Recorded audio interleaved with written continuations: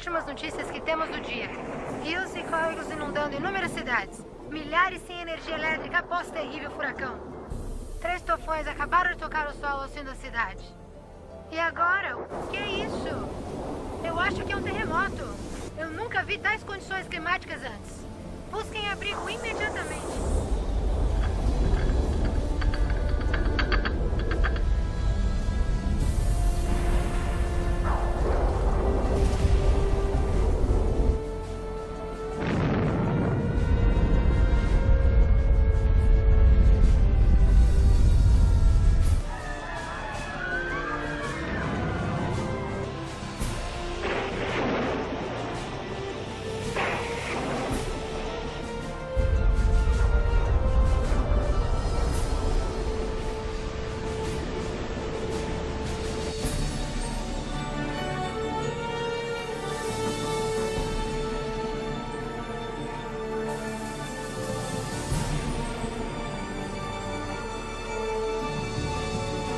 Olha, mamãe, pastor Jesus.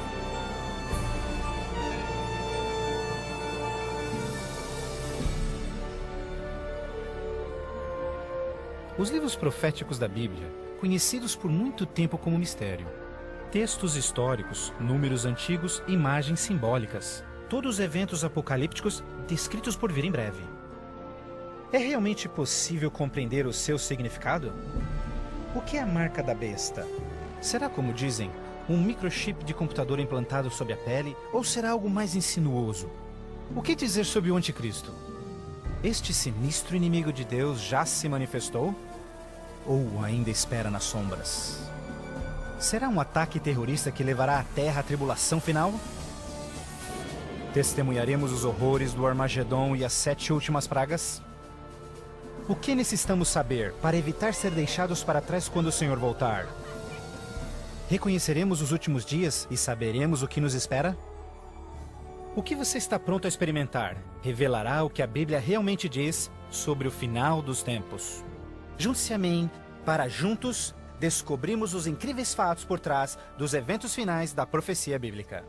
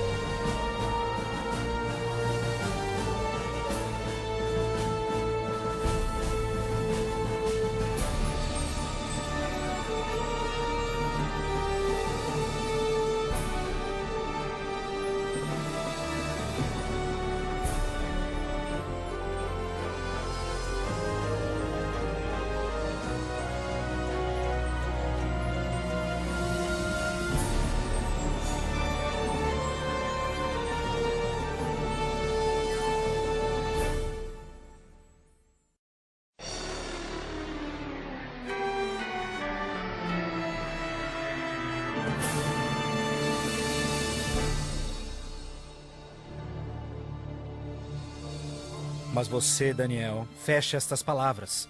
Cele o livro até o tempo do fim. Muitos correrão dele e para ele, e a ciência se multiplicará. O fim do mundo realmente ocorrerá? Se for, quando? Esta é uma das mais importantes e misteriosas perguntas de todos os tempos. O profeta bíblico Daniel predisse claramente que ao final da história do mundo, nós veríamos um aumento dramático no conhecimento. Já aconteceu? Considere, por exemplo, como os meios de transporte mudaram dramaticamente em épocas recentes. Por 60 séculos, o meio mais rápido de transporte foi viajar a cavalo. Agora, viagens que demoravam meses são realizadas em minutos. Em uma geração, a revolução dos computadores trouxe mudanças tão radicais que nossos antepassados jamais imaginariam. Mas numa interpretação mais exata deste verso, é que o conhecimento a respeito dos livros proféticos aumentaria. E como predito, foi isso que aconteceu.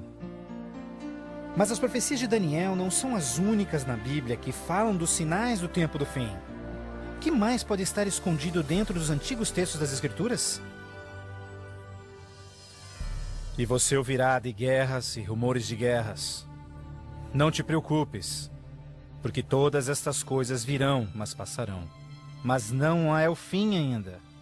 Haverá fome, pestes, terremotos em vários lugares. Tudo isso será o começo das dores. Qualquer um pode ver em todo o mundo o quanto forças políticas e naturais têm tornado o nosso mundo moderno um lugar perigoso para se viver. Pense nisto. Nos últimos 100 anos, o mundo inteiro enfrentou 2 guerras mundiais, vários outros conflitos, sem mencionar o aumento de ataques terroristas. Além disso, um aumento na taxa de mortalidade em desastres naturais, incluindo terremotos, incêndios, inundações, tornados, tormentas assassinas num clima bizarro, tudo a caminho da destruição final do planeta. Incrivelmente, o apóstolo João profetizou que ao se aproximar o tempo do fim, aumentaria a habilidade do homem em destruir o planeta. Apocalipse 11, verso 18, diz que virá o tempo em que Deus destruirá aqueles que destroem a terra. Está claro que esta previsão foi vividamente cumprida. Por séculos, o homem apenas fazia suas guerras com lanças fumegantes ou seus canhões a pólvora. Hoje, possuem armas devastadoras que podem rapidamente exterminar com a vida no planeta. Fato é que Jesus profetizou que se sua vinda fosse adiada, ninguém sobreviveria. O próprio Cristo nos alertou sobre estes perigos, mas que eles seriam apenas o início do fim. Poderia o homem fazer alguma coisa que pudesse dar início ao tempo do fim? Saiba que os últimos dias serão dias difíceis. Os homens serão amantes de si mesmos, amantes do dinheiro, gananciosos, presunçosos, blasfemos, desobedientes aos pais, ingratos, profanos, sem amor, irreconciliáveis, fofoqueiros, sem domínio próprio, grosseiros, sem consideração com o bem. Ninguém que haja vivido pelas últimas décadas poderá negar a contínua e espantosa queda moral de nossa sociedade moderna. Cada geração, continuamente, abre o envelope de aceitação comportamental. Como resultado, cada uma das gerações sucessoras operam sob um padrão moral mais baixo do que o seu padrão anterior. Infelizmente, parece não haver um fim a essa trilha vergonhosa. Nos dias de Noé, a decadência moral condenou o planeta à destruição com o dilúvio. Nos dias de Ló, as perversas e depravadas Sodoma e Gomorra foram cidades consumidas com o fogo do céu. Assim como nos dias de Ló, eles comiam, bebiam, compravam, vendiam, plantavam, construíam, mas no dia em que Ló saiu da cidade, caiu fogo e enxofre do céu e consumiu a todos. Assim também será no dia em que o Filho do Homem se manifestar. E em nossos dias, poderia ser incontrolável imoralidade e perversão novamente motivo para uma condenação vinda dos céus? Junto à imoralidade em nossa sociedade decaída, a Bíblia nos alerta que nos últimos dias haveria um dramático crescimento no espiritualismo e no ocultismo. Agora o Espírito diz terminantemente que nos últimos dias alguns abandonariam a fé, dando ouvidos a espíritos enganadores e doutrinas de demônios. A prática de comunicar-se com os mortos, extensamente proibida pelas Escrituras, tem amplamente sido aceitas inclusive em igrejas modernas. Programas de televisão e filmes apresentando os temas do arrebatamento e do ocultismo tornaram um assunto extremamente popular, especialmente entre os mais jovens. Apesar de todo este espiritualismo e incontrolável imoralidade, a Bíblia ensina que onde o pecado está em abundância, a graça está em superabundância. Portanto, uma grande notícia para os últimos dias, antes da volta de Jesus, foi a promessa de que as boas novas seriam anunciadas por todo o mundo. Então este evangelho do reino será pregado em todo o mundo em testemunha a todas as nações, então virá o fim. A então aparentemente insuperável missão de comunicar o Evangelho aos 4 cantos da terra é uma rápida realidade. Com missionários, livros, fitas, transmissões via satélite e internet, o Evangelho tem se espalhado rapidamente pelo mundo. a mensagem da salvação nunca antes foi tão amplamente divulgada como hoje. A Bíblia revela que estamos vivendo, obviamente, nos últimos dias. O aumento da ciência, instabilidade global, declínio moral, um explosivo interesse pelo ocultismo, todos testificam o tempo do fim. Os sinais do fim estão claramente se cumprindo, mas ainda mais, a Bíblia também nos alerta que entre as forças do bem e do mal, em última instância levarão o mundo ao conflito do Armagedon. A qualquer momento, uma crise global sem explicação atingirá todo o planeta, numa crise tão devastadora que o mundo jamais viu. Haverá então grande tribulação, como jamais se viu anteriormente, nem jamais haverá. Qual será a catástrofe que dará início à crise final? E quando acontecerá? Poderia ser um devastador ato terrorista? Talvez uma crise econômica internacional? Talvez até um terremoto, um asteroide ou algum outro evento cataclísmico? Talvez um acidente químico ou uma praga biológica mortal? Talvez a combinação de alguns desses acidentes. Mas mesmo a Bíblia não identificando o evento crítico exato, ela revela as dramáticas cenas que se seguem. Mais adiante você compreenderá mais sobre essas surpreendentes, chocantes eventos que muitos cristãos ainda não estão preparados.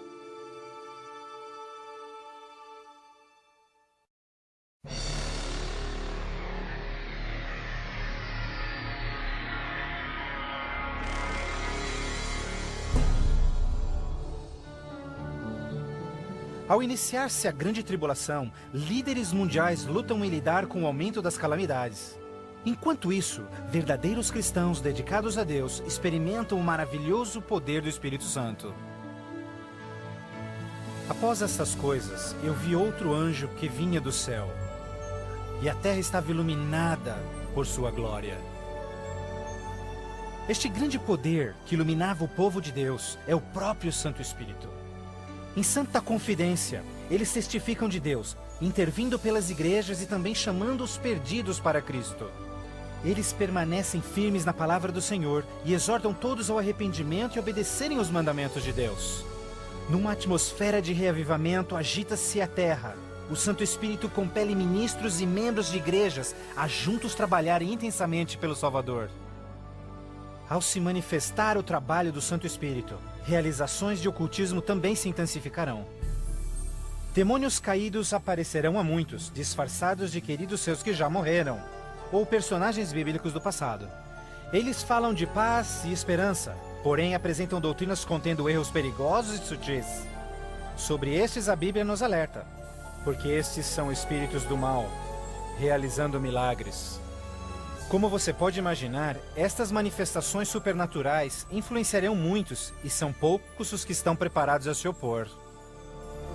A esta altura, famílias e igrejas tornaram-se ineficazes no combate a esta crescente onda de fraqueza global. Em meio a este tumultuado ambiente político e social, as pessoas desesperadamente procuram um caminho para combater esta onda universal de imoralidade. Líderes políticos e religiosos apelam por seus constituintes, pedindo por medidas legais a restauração dos princípios de Deus e a paz na terra. Como resultado desta pressão enganosa, os governantes aprovam leis que conflitam diretamente com as leis de Deus. Mas esta não é a primeira vez que isso acontece na história. Certamente você se recorda da familiar história de Daniel capítulo 3. Quando o rei de Babilônia, Nabucodonosor, ordenou a todos no seu reino que se curvassem e adorassem aquela enorme estátua de ouro que ele construíra. Entretanto, 3 jovens hebreus sabiam que essa ordem estava diretamente em contradição com o segundo mandamento sobre idolatria. Determinados em serem fiéis a Deus, recusaram adorar a estátua. O rei ordena furioso que sejam lançados na fornalha ardente, mas Deus miraculosamente interveio e salvou suas vidas. Depois, a história de Daniel na cova dos leões. Você se recorda do rei da Pérsia, criando uma lei que proibia todos de adorarem qualquer deus, senão ele, por 30 dias? Mas Daniel sabia que obedecer esta lei seria uma violação do primeiro mandamento de Deus. Destemidamente, Daniel segue sua vida, orando diariamente a Deus, mesmo colocando sua vida em risco. Os inimigos de Daniel rapidamente denunciaram ao rei, que relutantemente teve que fazer cumprir-se a lei, lançando-o na cova dos leões. Mas novamente, Deus intervém com seu poder e miraculosamente poupa a vida de Daniel. Da mesma forma, nos tempos do fim, Apocalipse prediz que o poder do mal obrigará governantes de todo o mundo a endossarem leis que definam como as pessoas adorarão a Deus. Estas leis irão aparentemente promover a moralidade, mas na realidade, elas preparam o mundo para aderirem à marca da besta e o anticristo. Porque falsos cristos e falsos profetas surgirão e farão milagres e sinais maravilhosos para enganar, se possível até os salvos. Durante este período de crescentes crises, quando o mundo estiver desesperadamente buscando alívio e procurando uma estabilidade global, a ajuda virá de uma forma surpreendente. Em várias partes, por todo o mundo, se ouvirá: Jesus voltou! Jesus voltou! Um radiante e carismático ser se diz o Filho de Deus. Um exército de jornalistas se amontoa para ver este que realiza milagres sobrenaturais. Eles o ouvem repetir as mesmas palavras que Jesus falou nas Escrituras. Este evento será transmitido ao mundo via satélite. Milhões serão enganados com esta aparição, como sendo cumprida a profecia de que todo olho o verá. Inúmeras religiões estão ansiosas na expectativa por um Salvador. Então este deslumbrante ser aparenta ser a resposta às suas orações. Mas a Bíblia nos alerta em 2 Coríntios que Satanás pode transformar-se num anjo de luz. Infelizmente, não será Jesus quem o povo receberá de braços abertos, mas sim Satanás, disfarçado como Filho de Deus. Fazendo isso, o mal será capaz de unir o povo em todo o mundo e reconfirmar seu falso sistema de adoração. Assim, o mal concretiza a maior fraude que jamais se viu sobre a raça humana.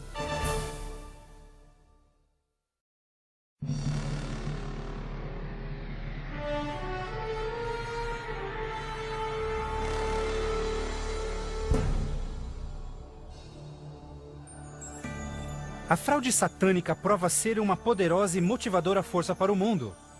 Muitos dos líderes espirituais aceitam este grande impostor, bem como o falso sistema de adoração que ele propõe.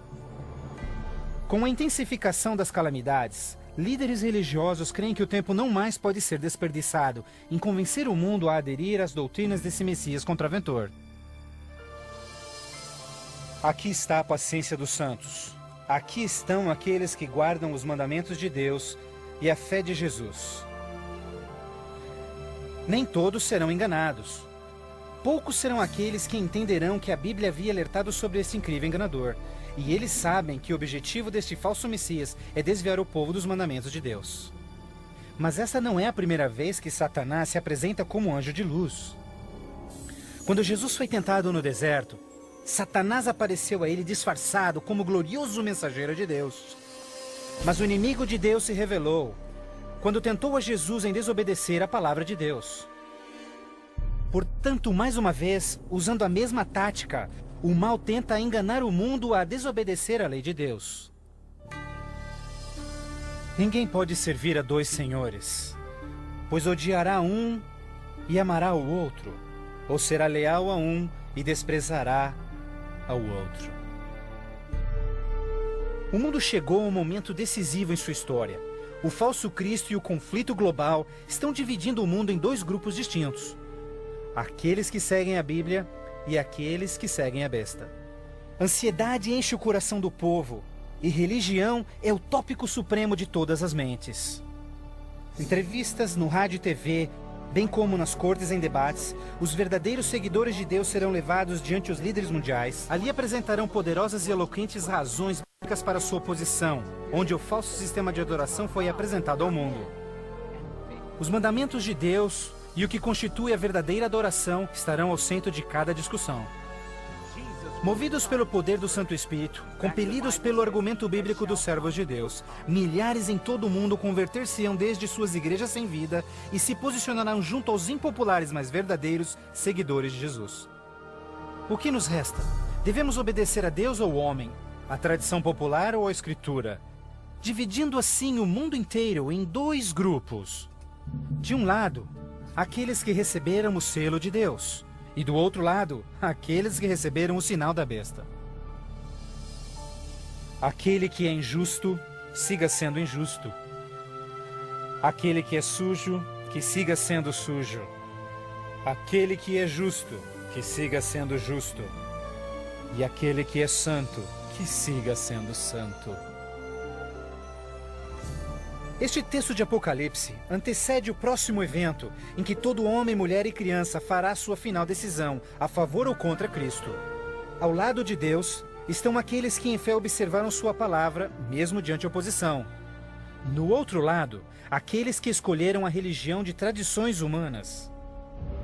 Assim como as portas da Arca de Noé fecharam-se instantes antes do dilúvio, a porta da graça será finalmente fechada para o mundo e a graça de Deus não estará mais disponível para os perdidos. A segunda vinda de Cristo é iminente, mas primeiro, o mundo terá de atravessar as mais devastadoras pragas que jamais sobrevieram sobre a humanidade. Ouvi então uma voz vinda do templo dizendo aos 7 anjos: Vai e derrama sobre os povos as 7 taças da ira de Deus. O primeiro foi e derramou a sua taça sobre os povos, e se viu uma ferida feia e dolorosa nos homens que tinham o sinal da besta e que adoravam a sua imagem. A esperança começa a ser massacrada quando as 7 pragas do Apocalipse 16 começam a cair no mundo numa sucessão rápida de eventos. Estes serão os mais horríveis flagelos jamais vistos pelo homem. A primeira praga será extremamente dolorosa e provocará desmaios e agonizante sofrimento aos perdidos. Mais 6 devastadoras pragas rapidamente virão. O mar e os rios se tornarão em sangue.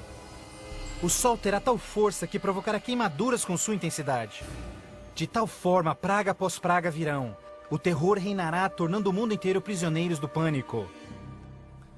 Durante este período, alguns dos salvos encontrarão abrigo em locais isolados e remotos, onde serão protegidos e mantidos por anjos do Senhor. Outros lançados em prisões, embora aparentemente abandonados pelo homem, não foram esquecidos por Deus. Os fiéis de Deus estarão protegidos das pragas, da mesma forma como os filhos de Israel foram preservados durante as pragas que caíram no Egito. Neste momento, os salvos passam por um momento de angústia em suas almas. O principal pensamento em suas mentes: estamos em paz com Deus? Finalmente, encontram paz em suas consciências, confiando nas promessas de Deus. Assim sendo, o dragão irou-se com a mulher e foi ao seu encontro para guerrear com os demais filhos dela, aqueles que guardam os mandamentos de Deus e têm o testemunho de Jesus Cristo. Persuadidos pelo falso Cristo, os miseráveis perdidos têm como única esperança para alívio das devastadoras pragas a eliminação daqueles que se opõem a eles.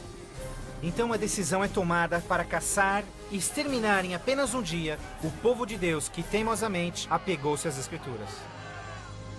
Assim sendo, o campo de batalha espiritual tem aqueles que seguem as tradições humanas e adoram a besta, contra aqueles que amam a Jesus e obedecem os seus mandamentos.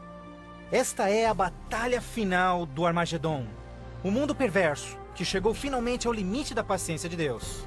E finalmente o momento em que Deus entra em cena para resgatar os seus filhos fiéis.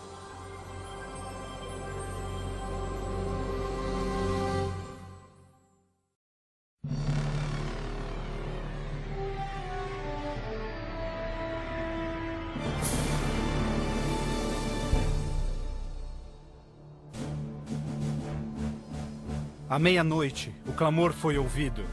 Aí vem o noivo. Na mais escura hora, a mais esperada esperança de todas as eras torna-se realidade. O comando da voz do próprio Deus é ouvido. Está cumprido!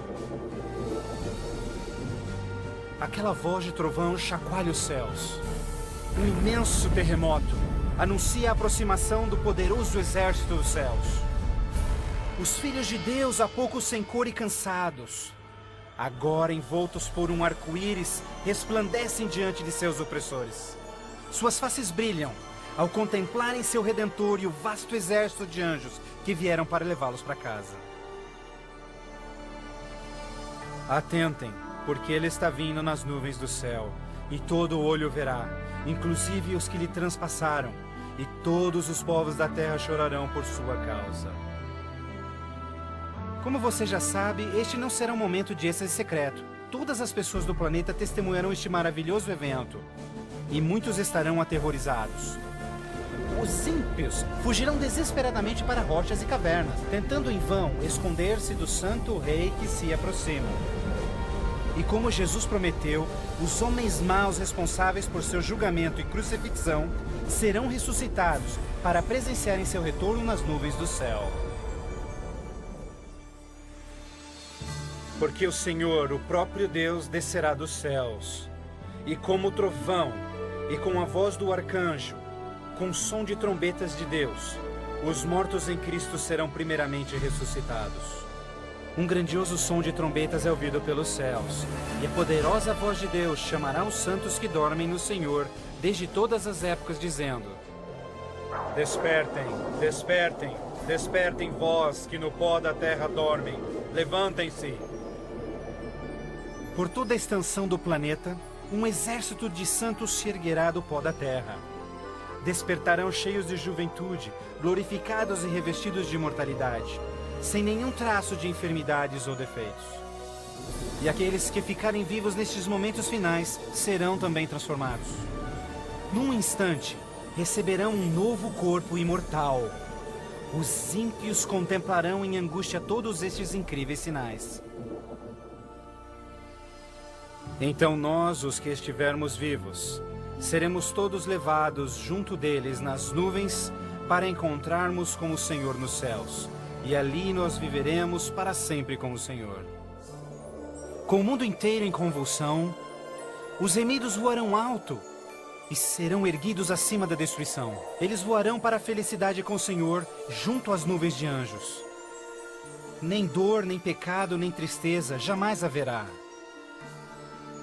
O véu que os separava de seu Deus é para sempre removido, e contemplam agora o seu Deus e seus anjos face a face. E naquele dia, o dia da destruição de Deus, será de uma extremidade da terra a outra, e não haverá nem pranto, nem ajuntamento, nem funerais. Eles serão todos como lixo sobre toda a terra. Aos que ficarem para trás, o caos reinará no planeta. Entre os furacões, os gemidos de demônios, os terremotos, oceanos ferventes, ilhas submersas. Densas e escuras nuvens despejam tempestades gigantescas de granizo. Os ímpios que sobreviverem a essas catástrofes, em breve serão destruídos pela presença da glória de Deus. Seus corpos espalhados pela terra despojada pelos eventos finais. Então, pela primeira vez desde a fundação da Terra, o planeta está completamente abandonado e sem vida. Apenas Satanás e seus anjos caídos restarão como resultado de sua rebelião.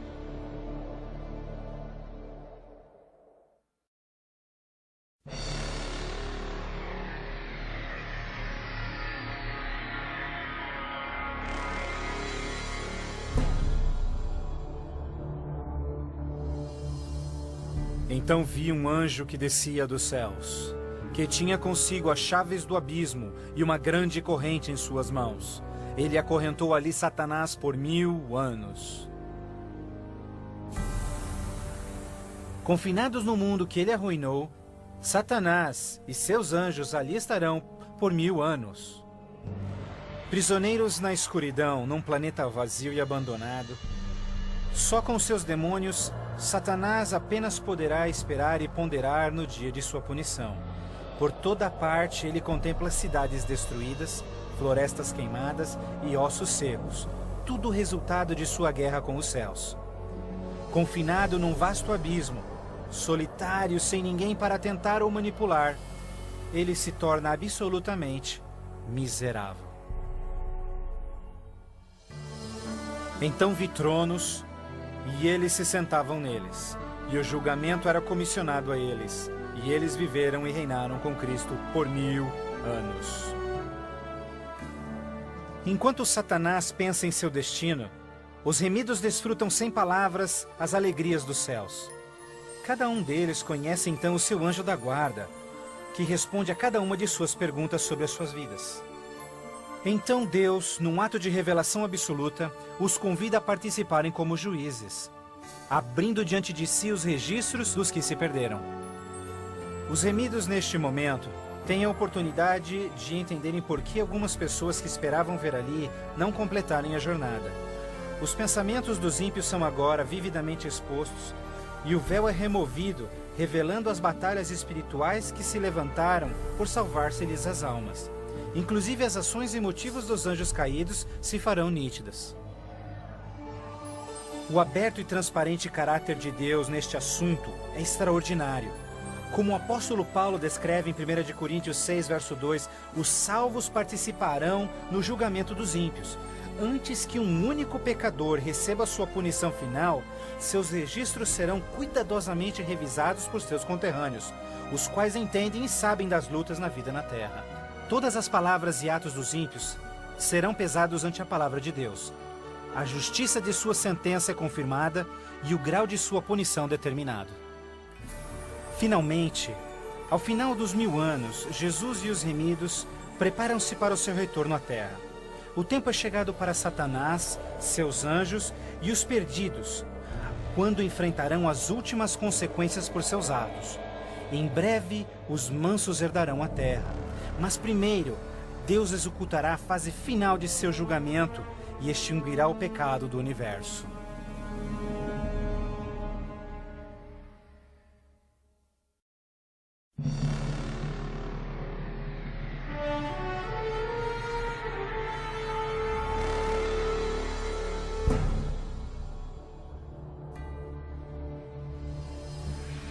Então eu, João, vi a cidade santa, a Nova Jerusalém, descendo dos céus desde a presença de Deus, vestida como uma noiva, adornada para o seu esposo. Após os 1000 anos sabáticos no céu, Cristo e os remidos, com a Nova Jerusalém, voltam à terra. Ao se aproximar a cidade do planeta desolado, Jesus comanda que os ímpios voltem à vida desde o pó da terra.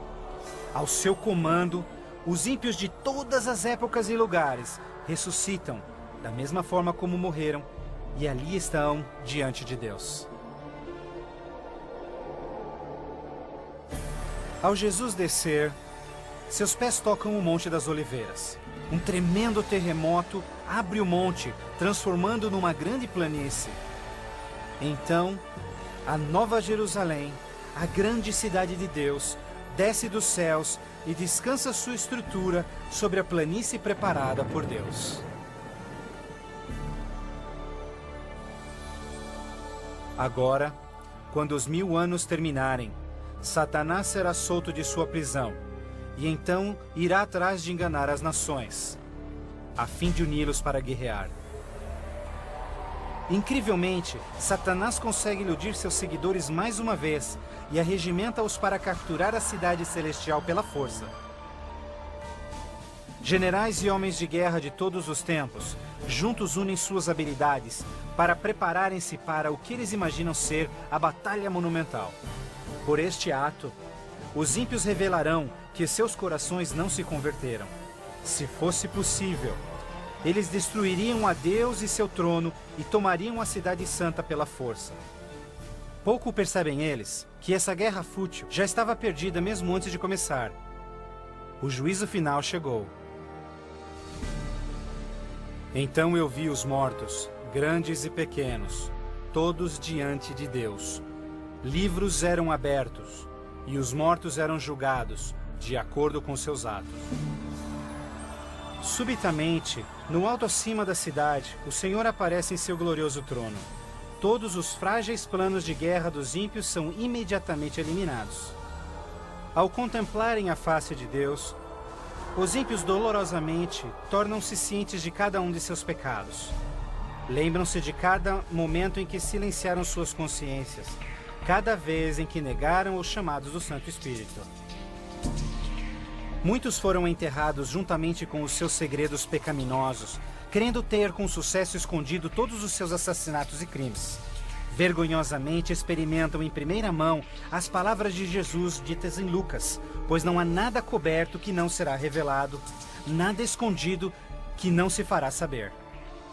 Ao se apresentar diante deles vividamente o panorama de suas vidas, cada ímpio entende completamente que por sua própria livre escolha rejeitaram a salvação.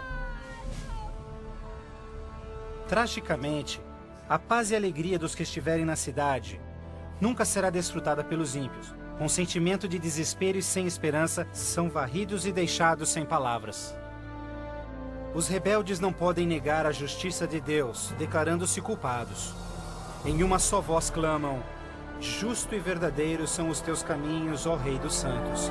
E caindo prostrados, eles adoram o Príncipe da Vida. Eles subiam aos cantos da terra e cercaram o acampamento dos santos. Então caiu fogo do céu desde Deus e os consumia. Finalmente, o tempo de encarar as consequências irreversíveis de suas ações. Sem nenhum aviso, fogo e enxofre caem do céu. A terra se fende e fogo brota desde cavernas subterrâneas. Enquanto o inferno engole os ímpios, os justos estão a salvo e em segurança dentro dos portões da Nova Jerusalém. Cada pecador é punido de acordo com os seus pecados. Os com poucos pecados são destruídos rapidamente, enquanto os culpados de horríveis pecados contra a humanidade sofrerão mais. Satanás, o instigador de todos os pecados, será forçado a sofrer muito mais. Para Deus, a punição dos ímpios é um ato doloroso, mas é algo que a sua justiça demanda. O salário do pecado é a morte. Na cruz, Jesus sofreu a punição final no lugar de todos os que aceitaram seu sacrifício. Mas, tragicamente, os perdidos rejeitaram este presente e terão de pagar o preço por seus próprios pecados. Certamente o dia virá, queimando como fornalha. Todos os orgulhosos e todos os fracos serão consumidos. Você esmagará os ímpios, pois serão como cinzas debaixo dos seus pés. Ao se esfriarem as cinzas da destruição, os habitantes de todo o universo erguem suas vozes em louvor a Deus, pois o reino de terror de Satanás foi banido para sempre. Assim, com a paz no cosmos eternamente garantida, Deus agora dedica sua atenção à criação de um novo céu e uma nova terra.